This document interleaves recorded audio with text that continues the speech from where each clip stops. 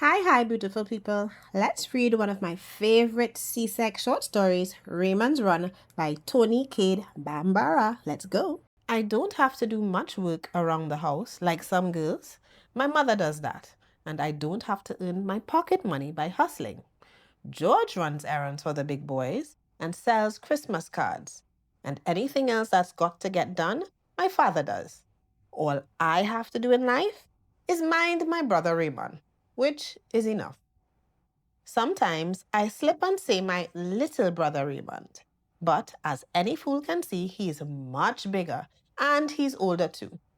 But a lot of people call him my little brother because he needs looking after, because he's not quite right. And a lot of smart mouths got lots to say about that too, especially when George was minding him. But now, if anybody has anything to say to Raymond, anything to say about his big head, they have to come by me. And I don't play the dozens or believe in standing around with somebody in my face doing a lot of talking. I much rather just knock you down and take my chances, even if I am a little girl with skinny arms and a squeaky voice, which is how I got the name Squeaky. And if things get too rough, I run. And as anybody can tell you, I'm the fastest thing on 2 feet. There is no track meet that I don't win the first place medal. I used to win the 20-yard dash when I was a little kid in kindergarten. Nowadays, it's the 50-yard dash. And tomorrow, I'm subject to run the quarter-meter relay all by myself and come in first, second, and third. The big kids call me Mercury because I'm the swiftest thing in the neighborhood. Everybody knows that, except two people who know better, my father and me. He can beat me to Amsterdam Avenue with me having a 2 fire hydrant head start and him running with his hands in his pockets and whistling.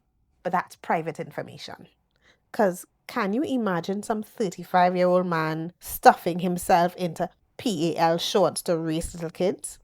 So, as far as everyone's concerned, I'm the fastest, and that goes for Gretchen too, who has put out the tale that she's going to win the first place medal this year. Ridiculous.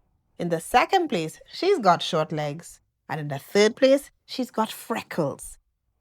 In the first place, no one can beat me, and that's all there is to it. I'm standing on the corner, admiring the weather, and about to take a stroll down Broadway so I can practice my breathing exercises. And I've got Raymond walking on the inside, close to the buildings, because he's subject to fits of fantasy and starts thinking he's a circus performer and that the curb is a tightrope strung high in the air. And sometimes, after a rain, he likes to step down off his tightrope right into the gutter and slosh around, getting his shoes and cuffs wet. Then I get hit when I get home. Or sometimes, if you don't watch him, he'll dash across traffic to the island in the middle of Broadway and give the pigeons a fit. Then I have to go behind him, apologizing to all the old people sitting around trying to get some sun and getting all upset with the pigeons fluttering around them, scattering their newspapers and upsetting the wax paper lunches in their laps. So I keep Raymond on the inside of me, and he plays like he's driving a stagecoach, which is okay by me, so long as he doesn't run me over or interrupt my breathing exercises, which I have to do on account of I'm serious about my running and I don't care who knows it. Now, some people like to act like things come easy to them, won't let on that they practice. Not me. I'll high prance down 34th Street like a rodeo pony to keep my knees strong, even if it does get my mother uptight so that she walks ahead of me like she's not with me. Don't know me is all by herself on a shopping trip, and I am somebody else's crazy child. Now, you take Cynthia Proctor, for instance. She's just the opposite. If there's a test tomorrow, she says something like, "Oh, I guess I'll play handball this afternoon and watch television tonight," just to let you know she ain't thinking about the test. Or like last week, when she won the spelling bee for the millionth time. A good thing you got receive, Squeaky, because I would have got it wrong. I completely forgot about the spelling bee. And she'll clutch the lace on her blouse like it was a narrow escape. Oh, brother. But of course, when I pass her house on my early morning trots around the block, she's practicing the scales on the piano over and over and over and over. Then in music class, she always lets herself get bumped around so she falls accidentally on purpose onto the piano stool and is so surprised to find herself sitting there that she decides, just for fun, to try out the old keys. And what do you know? Chopin's waltzes just spring out of her fingertips. And she's the most surprised thing in the world. A regular prodigy. I could kill people like that. I stay up all night studying the words for the spelling bee, and you can see me any time of day practicing running. I never walk if I can trot, and shame on Raymond if he can't keep up. But of course he does, because if he hangs back, someone's liable to walk up to him and get smart, or take his allowance from him, or ask him where he got that great big pumpkin head. People are so stupid sometimes. So I'm strolling down Broadway, breathing out and breathing in on counts of 7, which is my lucky number. And here comes Gretchen and her sidekicks. Mary Louise, who used to be a friend of mine when she first moved to Harlem from Baltimore and got beat up by everybody, till I took up for her on account of her mother and my mother used to sing in the same choir when they were young girls. But people ain't grateful. So now she hangs out with a new girl, Gretchen, and talks about me like a dog. And Rosie, who is as fat as I am skinny and has a big mouth where Raymond is concerned, and is too stupid to know that there is not a big deal of difference between herself and Raymond, and that she can't afford to throw stones. So they are steady coming up Broadway, and I see right away that it's going to be one of those Dodge City scenes, because the street ain't that big and they're close to the buildings just as we were. First, I think I'll step into the candy store and look over the new comics and just let them pass. But that's chicken, and I've got a reputation to consider. So then I think I'll just walk straight on through them, or even over them if necessary. But as they get to me, they slow down. I'm ready to fight. Because like I said, I don't feature a whole lot of chit-chat. I much prefer to just knock you down right from the jump and save everybody a lot of precious time. You signing up for the Mayday races, smiles Mary Louise, only it's not a smile at all. A dumb question like that doesn't deserve an answer. Besides, there's just me and Gretchen standing there really, so no use wasting my breath talking to shadows. I don't think you're going to win this time, says Rosie, trying to signify with her hands on her hips all salty, completely forgetting that I have whipped her behind many times for less salt than that. I always win because I'm the best, I say straight to Gretchen, who is, as far as I'm concerned, the only one talking in this ventriloquist dummy routine. Gretchen smiles, but it's not a smile. And I'm thinking that girls never really smile at each other because they don't know how and don't want to know how. And there's probably no one to teach us how because grown-up girls don't know either. Then they all look at Raymond, who has just brought his mule team to a standstill, and they're about to see what trouble they can get into through him. What grade are you in now, Raymond? You got anything to say to my brother? You say to me, Mary Louise Williams of Raggedy Town, Baltimore. What are you, his mother? Sasses Rosie. That's right, Fatsu. And the next word out of anybody and I'll be their mother too. So they just stand there and Gretchen shifts from one leg to the other and so do they. Then Gretchen puts her hands on her hips and is about to say something with her freckle-faced self, but doesn't. Then she walks around me, looking me up and down, but keeps walking up Broadway, and her sidekicks follow her. So me and Raymond smile at each other, and he says, "Giddy up," to his team, and I continue with my breathing exercises, strolling down Broadway toward the Iceman on 145th, with not a care in the world, because I am Miss Quicksilver herself. I take my time getting to the park on Mayday because the track meet is the last thing on the program. The biggest thing on the program is the Mayday pole dancing, which I can do without. Thank you, even if my mother thinks it's a shame I don't take part and act like a girl for a change. You'd think my mother'd be grateful not to have to make me a white organdy dress with a big satin sash and buy me new white baby doll shoes that can't be taken out of the box till the big day. You'd think she'd be glad her daughter ain't out there prancing around a maypole, getting the new clothes all dirty and sweaty, and trying to act like a fairy or a flower or whatever you're supposed to be when you should be trying to be yourself. Whatever that is. Which is, as far as I'm concerned, a poor black girl who really can't afford to buy shoes and a new dress you only wear once a lifetime because it won't fit next year. I was once a strawberry in a Hansel and Gretel pageant when I was in nursery school and didn't have no better sense than to dance on tiptoe with my arms in a circle over my head, doing umbrella steps and being a perfect fool, just so my mother and father could come dressed up and clap. You'd think they'd know better than to encourage that type of nonsense. I am not a strawberry. I do not dance on my toes. I run. That is what I am all about.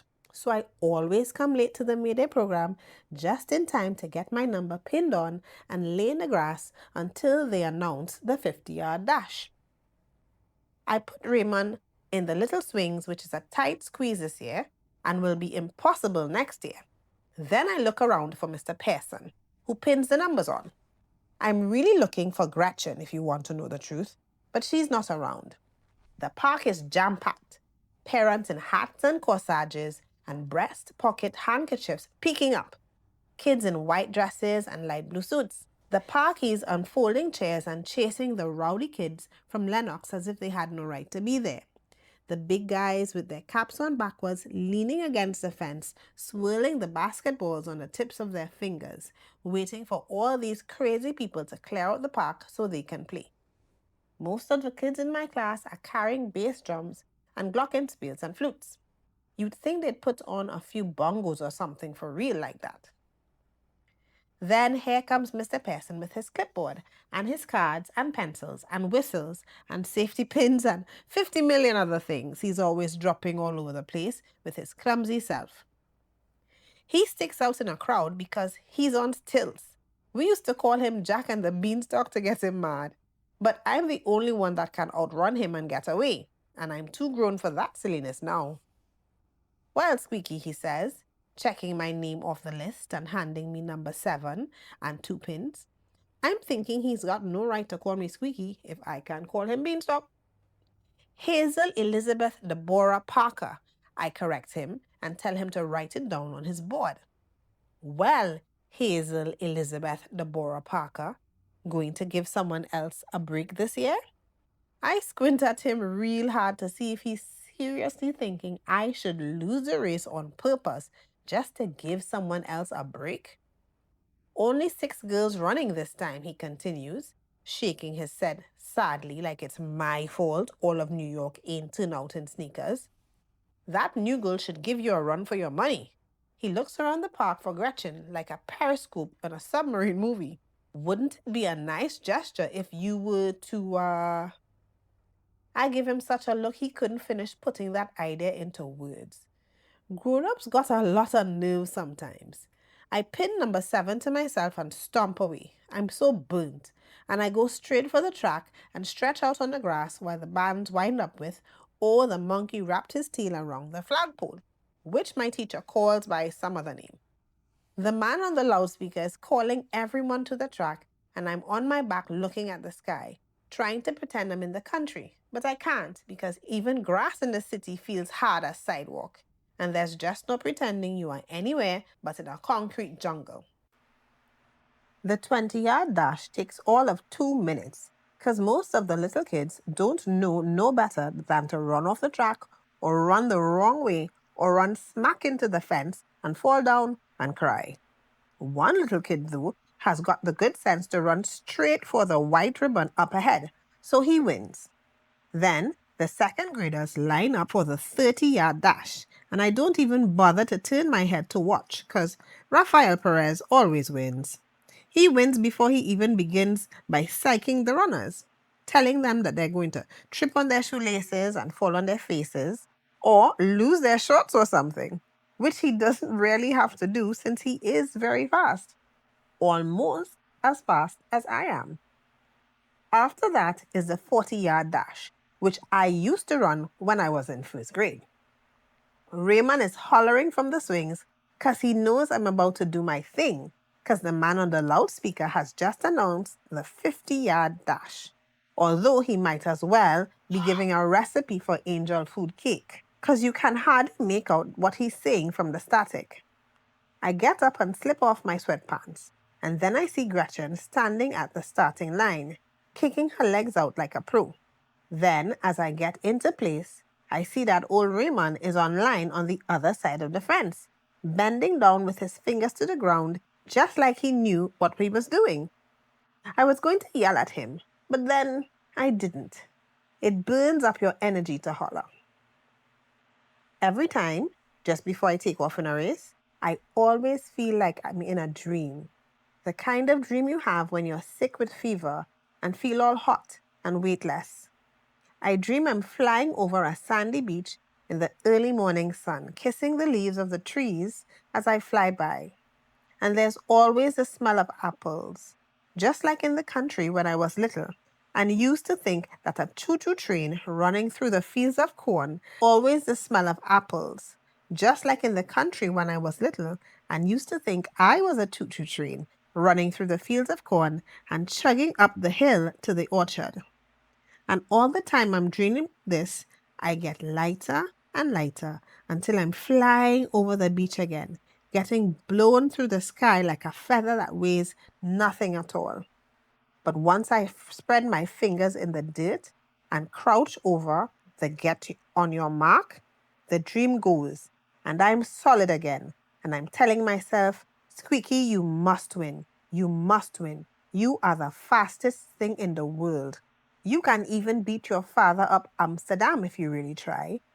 And then I feel my weight coming back, just behind my knees, then down to my feet, then into the earth, and the pistol shot explodes in my brain and I'm off and weightless again, flying past the other runners, my arms pumping up and down, and the whole world is quiet except for the crunch as I zoom over the gravel in the track.